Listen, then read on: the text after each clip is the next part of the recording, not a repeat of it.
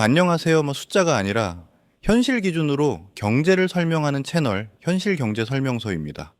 오늘은 뉴스로만 보면 잘 안 느껴지지만 우리 삶에서는 분명히 체감되는 이야기. 같은 월급인데 왜 살 수 있는 게 줄어들었는지 그 이유를 차분하게 설명해 보겠습니다.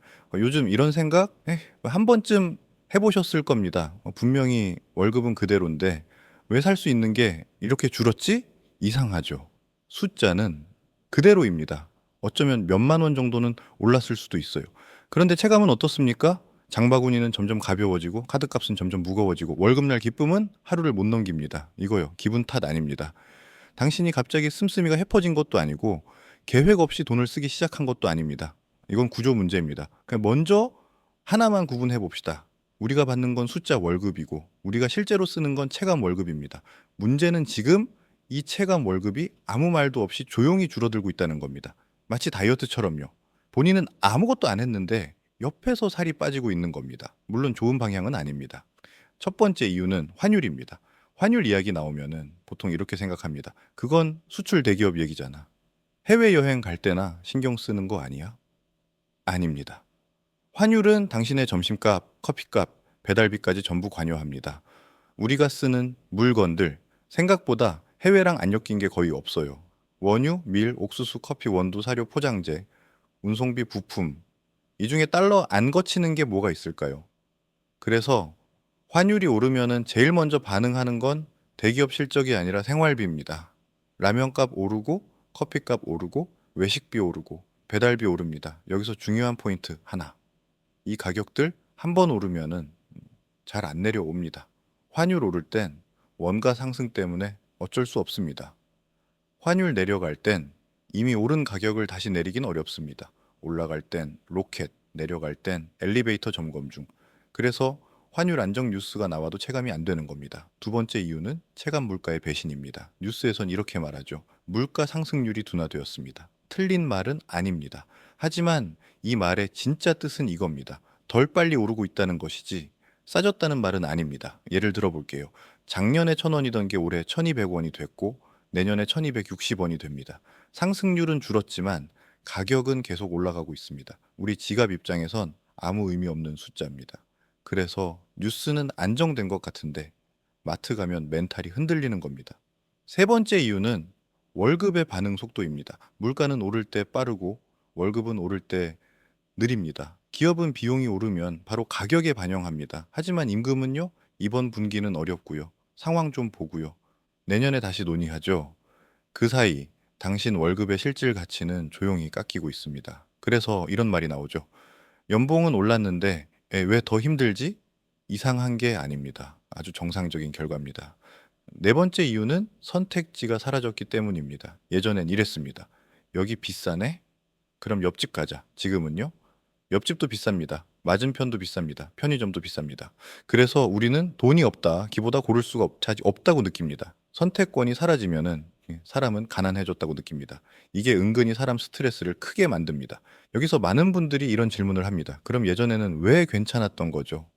답은 간단합니다. 예전에는 경제가 좋았습니다. 물가는 천천히 오르고 월급은 비슷한 속도로 따라가고 조금만 아껴도 생활이 유지됐습니다. 그래서 이런 말이 가능했죠. 이번 달은 좀 아꼈다. 다음 달엔 좀 써도 되겠다. 지금은요? 아껴도 아낀 티가 안 납니다. 왜냐하면 기본 비용이 너무 커졌기 때문입니다. 여기서 중요한 개념 하나. 고정비의 폭발입니다. 월세, 관리비, 통신비, 보험료, 교통비, 구독료. 이 중에 줄이기 쉬운 게 뭐가 있을까요? 거의 없습니다. 예전엔 외식만 줄여도 버틸 수 있었는데 지금은 외식을 줄여도 체감이 거의 없습니다. 그래서 이런 말이 나옵니다. 도대체 뭘 더 줄이라는 거야? 그리고 여기서 아주 무서운 구조가 하나 생깁니다.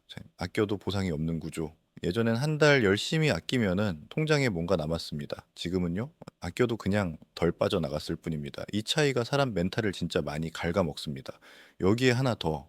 요즘 사람들이 유독 피곤한 이유. 결정 피로 선택에 지치는 겁니다. 뭐 하나 사려고 해도 계속 계산합니다. 이게 맞나? 지금 사도 되나? 다음 달엔 더 오르나? 그래서 돈을 못 써서 피곤한 게 아니라 계속 고민해야 해서 피곤한 겁니다. 이때 가장 위험한 순간이 옵니다. 사람들이 자기 자신을 공격하기 시작합니다. 내가 부족해서 그렇지. 내가 못 벌어서 그렇지. 아닙니다. 이건 개인 문제가 아니라 경기장 자체가 바뀐 문제입니다. 예전엔 완만한 오르막길이었고 지금은 가파른 오르막에 정면 바람까지 부는 상황입니다. 그래서 요즘 열심히 사는 사람일수록 더 지칩니다. 노력 대비 결과가 너무 작게 느껴지기 때문입니다. 이때 이런 생각이 들기 시작하면은 진짜 위험합니다. 이렇게 살아서 뭐 하나 그래서 이 영상에서 꼭 하나는 가져가셨으면 좋겠습니다. 지금 느끼는 박탈감은 당신 개인의 문제가 아닙니다. 이걸 이해하면은 불안은 확 줄어듭니다. 이제 갈리는 지점이 여기입니다. 현실을 인정하느냐, 아니면은 과거 기준에 집착하느냐. 과거 기준으로 살려고 하면 계속 괴롭습니다. 그래서 지금 필요한 건 포기가 아니라 기준 조정입니다. 기준을 조정하는 사람은 버티고 기준을 고집하는 사람은 지칩니다. 마지막으로 이 말은 꼭 드리고 싶습니다. 요즘 사람들 생각보다 잘못 살고 있지 않습니다. 다만 너무 불리한 시기에 너무 성실하게 살고 있을 뿐입니다.